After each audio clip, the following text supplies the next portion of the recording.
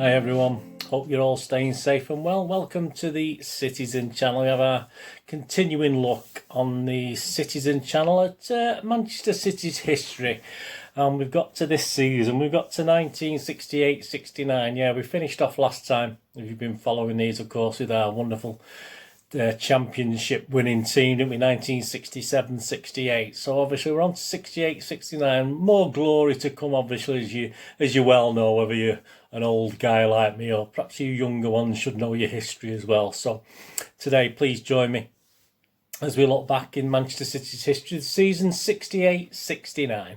Please, if you're new to the channel, please push that subscribe button, push the bell notifications, check all my little City stuff on there, City Pass, City Present, City Quizzes, lots of different stuff, City Vlog magazines, etc, etc. So please check that out. And if you're any interest at all in films and TV, I do have a little film and TV channel as well, so if you can scoot along to there, or maybe you'll know someone who might be interested, point them in my direction, and hopefully they can enjoy as I try to inform and entertain. And please, there's a couple of links on screen for Facebook and Twitter as well, so if you give us a friend or follow on there, I do check every couple of days, and friend and follow them back on there. Please, all comments are welcome if you enjoy these history things. Let me know what you remember about things. As I say, there's many things I've forgotten. Obviously, certain things jog your memory, don't they? But yeah, 1968-69. I would have been 9 years old this season, so yeah, my memories of the actual events, obviously, there's a couple of key memories that I will go through today as I'm doing this. I'll sort of comment on things I do remember, but I just wish we had a sort of internal camera to look at everything, don't you, so we can record and remember all these things as we get older of what happened when we were kids and even into our 20s, 30s, 40s, etc. Right, so let's get on with this 68-69 season. Yeah, the fans celebrated the title win wonderfully, didn't we? Fantastic. The players didn't get much time to celebrate. They went on a trip to the USA. A very tough, grueling, disappointing trip to the USA. I don't think we won any games there. We'll not talk about that. That's probably another vlog. But yeah, it was a bit of a tiring, bit of a washout, really, and it wasn't too good for us. So the players didn't get much chance to celebrate the 67-68 win. 68-69, yeah, there's an image of the squad up there that was more or less for the start of that season.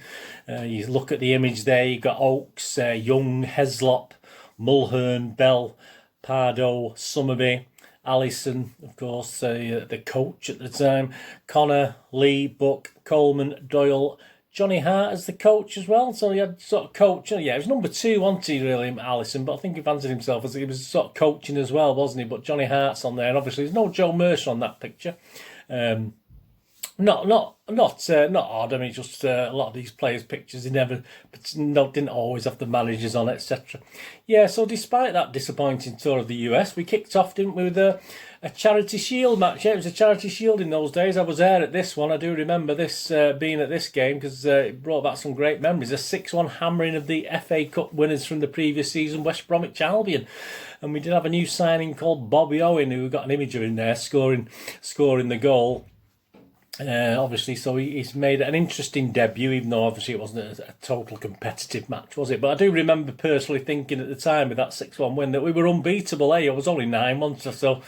You know, yeah, for 2 or 3 years, I think we were probably unbeatable, but well, more or less. But I was soon to learn. I was soon to get that knocked out of me, wasn't I, over the coming years? Yes. Buck had received an injury on this tour. A couple of players were sort of carrying knocks. And obviously with Bobby Owen, although he did score in the Charity Shield match against West Bromwich Albion, obviously he was going to need to bed in, wasn't he? Because as a striker, he's another guy that I'd probably do a little feature on at some stage. But we had a difficult start. We certainly had a difficult start. We had to go to Anfield for the first game of the season. I mean, the programme's there; it'll be up on screen as well. We did lose 2-1, so the champions, we lost straight away. We're off to a losing start. Neil Young got our goal, and Roger Hunt and Ian St John scored for Liverpool. There's a couple of blasts from the past. Off the pitch, Main Road had started to make a few areas all ticket and season card only, stuff like this. Obviously, as crowds began to come back, obviously the late 50s and early 60s, with City's decline, the crowds had started to decline a little bit. But because of demand, they started to make certain areas of the main stand ticket only, etc., etc. So obviously the crowds were beginning to come back again. Obviously they deserted us just a little bit, sort of got down to a low ebb, didn't they, in the early 60s, especially with relegation. A first home win of the season was against Wolves, a 3-2 win, with Summerby scoring a couple of goals in that one and Francis Lee scoring as well. And it was followed by an early derby match at Main Road against United, of course. And it was the league champions against the European champions, wasn't it? What a game that was, eh? 63,000 crammed into Main Road that day for that game. A very nervy game, a very battling game by United. They were putting the foot in all over the place in that game, and it ended up not a drab 0-0, but a sort of battling, bordering on nasty 0-0 with United, who sort of literally defended as though their lives depended upon it against City. So they got away with a 0-0 draw. Things didn't improve over the next few games. We had a disappointing 3-0 loss away at Leicester City, and this was followed by another couple of losses and 3 draws in the next 5 games. So that meant by a certain time, by an eagerly awaited first European Cup tie at home, we're gonna terrorise Europe, don't forget, to Fenerbahce. Obviously, the confidence was fairly low as we sat next to bottom in the league. Look at the league table there. We're actually next to bottom in the league. Still not the greatest form to welcome the Turkish team, Fenerbahce, but I mean, we all were confident of victory. I did go to that game. I'm sure I was confident of victory as well. And of course, Alisson had bragged we'd scare Europe, didn't he? But certainly not in this 0-0 draw that was played out at Main Road. And Summerby was guilty of missing 1 or 2 chances and was roundly booed by the fans, him and a couple of other players, as we missed chance after chance.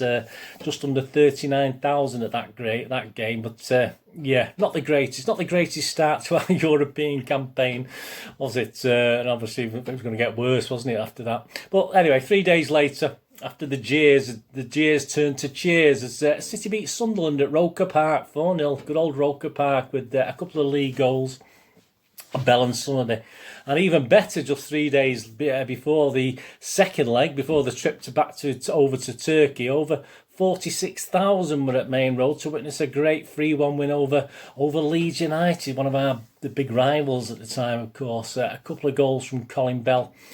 Neil Young got the others. Some great images there of some late great players now. As I'm recording this, obviously Colin Bell has sadly left us only a few weeks before I'm recording this, and you've got the Leeds keeper Gary Sprake on there, Jackie Charlton as well, also guys who sadly passed away. May they all rest in peace. So some great images there. But despite this improvement in form, it certainly wasn't going to be easy in the return leg. On October the 2nd in Turkey, the squad stayed at the Hilton Hotel. I think the fans tried to keep them awake all night. I mean, again, that's another vlog episode, the stories of that night in Istanbul. The stadium was packed hours before kick-off, and when the players walked the pitch, it was in dreadful, bumpy condition, not ideal for football playing, that's for sure. But despite this, Tony Coleman had given us a lead by half-time. All looked okay, didn't it? 1-0 up. That means even if the equalise, would still go through on the away goal rule, but sadly, the Turks turned this round in the second half. I did notice when I watched a lot of European games in the 70s on TV that a lot of these European sides seemed to change at half time. English teams used to quite dominate the first halves of these games, and then all of a sudden I don't know what it is, but the opponents seem to always have the better of the second half, and this is what happened here. They actually ended up taking a 2-1 lead on 78 minutes. The fans were joyous, of course, and City didn't have time or the capabilities to get back into it, and they held on for a victory. The Fenerbahce obviously 2-1 and knocked us out of the European Cup in the very first round. Not great. And the local press claimed the result was the most important in the history of the country, not in the history of the club, in the history of the Turkish country. Even Alisson was silent for days after, citing it was his biggest disappointment in football so far. It takes a lot to shut Alisson up, doesn't it?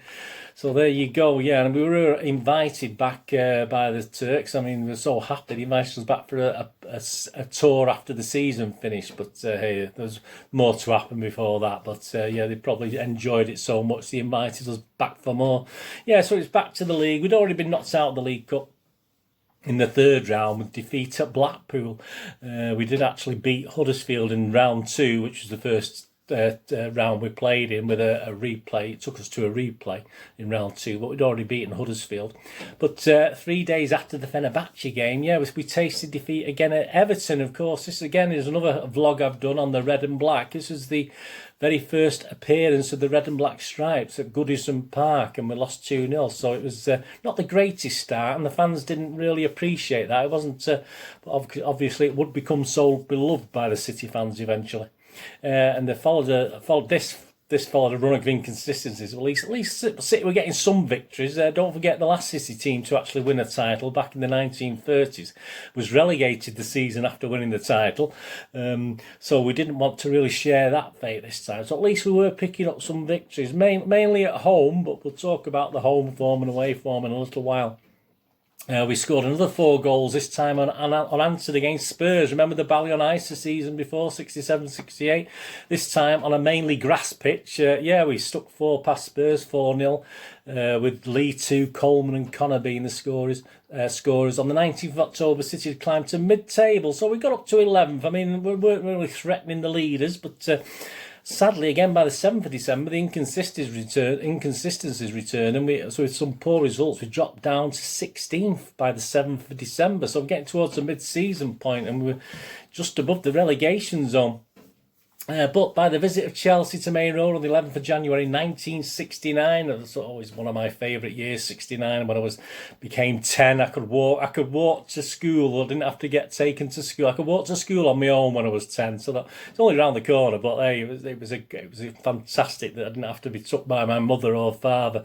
Yeah, by that time, 11th of January 69, the visit of Chelsea, we'd had a 7-0 win. Demolition of Burnley, Bell 2, Young 2, Doyle, Lee and Coleman all scoring, and poor West Brom, who obviously we'd beat in the Charity Shield, we demolished them, just 5-1 this time though.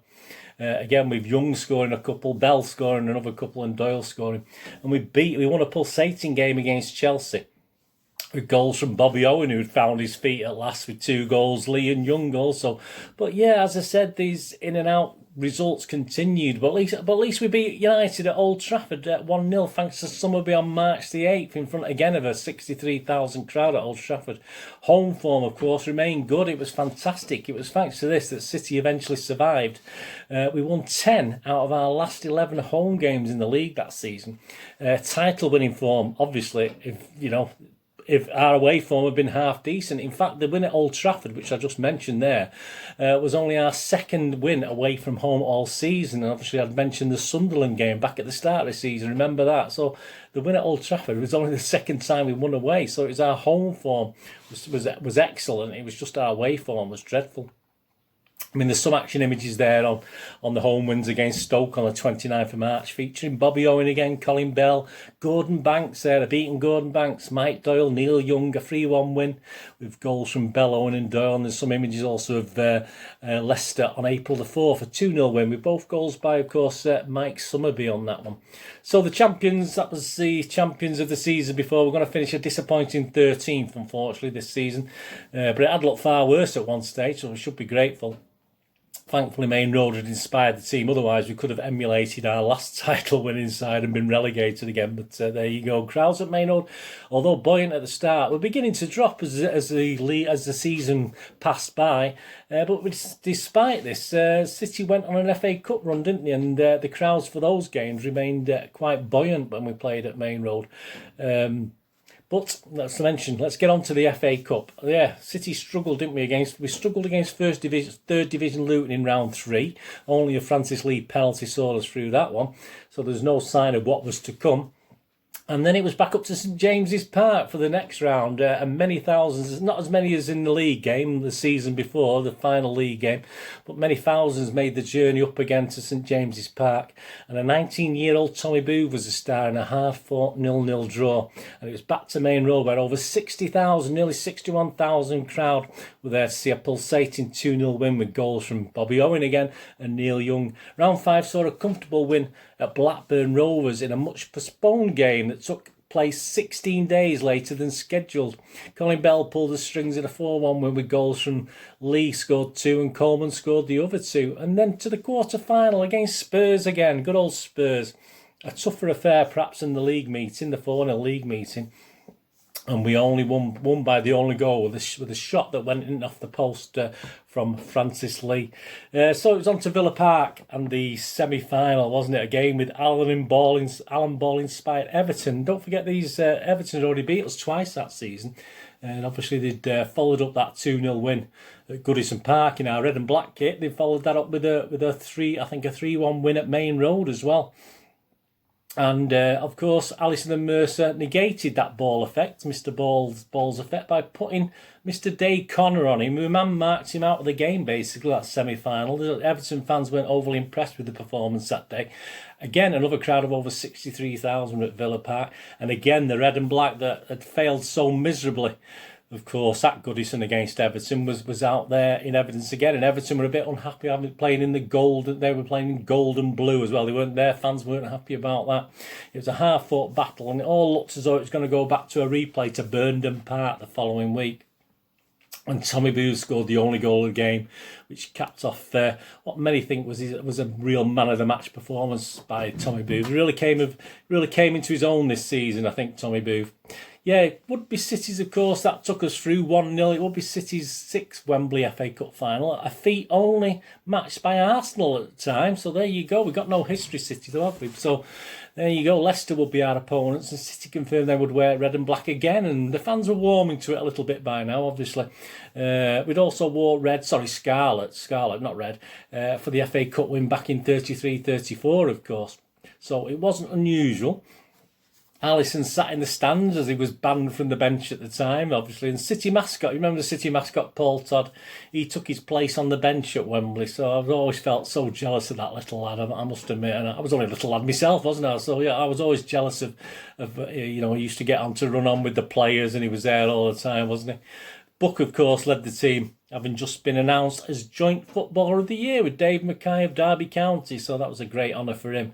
The Wembley pitch was awful. There'd been a show jumping thing on it previous to the cup final. And Princess Anne, who would be the guest, was actually involved in that. He was actually involved in that show jumping thing and turned up in red and black, believing both teams wore blue so she wouldn't clash. But nice touch that she wore red and black to match City's kit. It wasn't a classic by any means. Harry Dowd, who missed out on a league title medal the season before, of course, Mulhern got that, was in good form, and City scored what will prove to be the winner on 23 minutes. Of course, we've all seen the goal, and Neil Young crashed the ball past Peter Shilton from a great cross from Summerby. Despite the poor pitch, both teams did all right. Actually, it was a good game. If you look back and you can see the highlights, there's some longer highlights as well. But sadly, second division bound Leicester, they got relegated the same season, unfortunately, as well. I had to combine that cup defeat with relegation from the first division. At home, of course, I sat and witnessed this on a black and white TV. And I think it was black and white. Obviously, I only got to see it in colour many years later. A trophy, let's be honest, the FA Cup at the time had as much credibility in England as the league title. For many people, probably more. I mean, I probably looked forward to the FA Cup final and meant more to me perhaps than winning the league then, it was quite unusual, wasn't it? And of course, with Europe back on the radar, Alisson was less gobby and only claimed that we would progress through the first round of the Cup Winners' Cup. He wasn't going to make any bold assertions this time, that's for sure. The following day, the day after the Cup final, I and many tens and hundreds of thousands of people lined the streets. I was in the trains the actual bus went from Wilmslow. And most of the way from Wilmslow to Manchester, the crowds were tremendous to the Manchester city centre, of course. I mean, I was in Withington Village. I lived in Withington. I didn't go to the city centre. And it was absolutely chock-a-block in Withington Village. I mean, there must have been tens of thousands just in Withington Village, never mind anywhere else. So if you imagine all the little villages and stops on the way, the crowds must have been enormous. I remember having to climb up on something to see the actual bus go past. It was fantastic. And it was claimed or said that the bus driver at the time, who also drove United's homecoming after their European Cup triumph the season before. He also drove the coach for their homecoming. Actually said the numbers for City's FA Cup return were far more than United had got for the European Cup return. Hey, that's what we've been told, so I'll go with that. I think that's absolutely spot on. Yeah, the big find of the season, as I said, had to be Tommy Booth, who had been outstanding all season and made the number 5 shirt his own really from early October. So there you go, he was the real find of the season. Perhaps not Bobby Owen, he did chip in with a few goals, and as I said, I'll probably do a little vlog on Bobby Owen. So not the greatest defence of the title, was it? Of course, disappointment in Europe. Obviously, things may improve. 69-70 when we come back to have a look at that. But City's 4th FA Cup was won, which in itself is a great achievement. Only bettered by 6 other teams at the time. Obviously, Villa, Blackburn, Newcastle, Spurs and Wanderers, the Wanderers and West Bromwich Albion had all done more of those. But of course, when I was talked before about Wembley finals, obviously it's that includes finals that were played at White City and various places before that. So that's why there's a few teams. So there's only 6 other teams who could better our FA Cup title. Again, small club City, But obviously in 1969 there's only 6 other teams could better us, and 2 or 3 of them we'd never heard of again, did we? But there you go. Yeah, Bolton, Wolves and Sheffield had also won 4 like City, so in good company. As a matter of interest, United had won 3 at that time to our 4. Liverpool had only won 1. And massive club Chelsea had won absolutely 0. But hey, we'll not go on about that, We won't bang on about that. And the average crowds for the season, they did start off quite high, but we still ended up with a good league crowd of 33,750 average, which was well up on what it had been. So that was a good start. It would go on to improve, obviously, that crowd year on year as we went through the 70s. And the biggest league crowds, of course, was against United. We had over 63,052. And the visit at Everton was about 53,549. So they were our biggest 2 crowds. So there you go. That was 68-69. And said not as fantastic in a way, but just as fantastic in another way as 67-68. Another great season for Manchester City. And a great season for me. As I say, 1969 has always been sort of one of my years that I always look back with fondness. And it's no wonder, was it? Watch my team winning the FA Cup. But even if it was on TV, because obviously my father never took me to any away games. He only took me to Main Road. So even to watch it on TV, to actually watch a City game on TV was nice. It was very hard. I mean, we'll talk about that in 69-70 when it comes to another cup final that you couldn't see for love nor money on telly. But there you go, and that was really disappointing. But just to see City on telly in a final was great in itself live. So it was fantastic day. I probably sat there from about 9 o'clock in the morning watching everything as well. So absolutely superb. Anyway, I hope you enjoyed that. Thanks for watching, and please join me when we look back in a few weeks' time to 1969-70 as I'm putting these Manchester City history vlogs out. Hope you enjoyed that. Anyway, whatever you're going to do this day, have a great one. Look after yourselves, look after your friends, look after your families. More importantly, let's all look after each other. Until we meet here again on the Citizen channel, or you perhaps have a look at my film and TV channel, wherever it is. All I ever ask my viewers to do is please stay safe, Blues. Come on, City. Thanks for watching. Bye for now.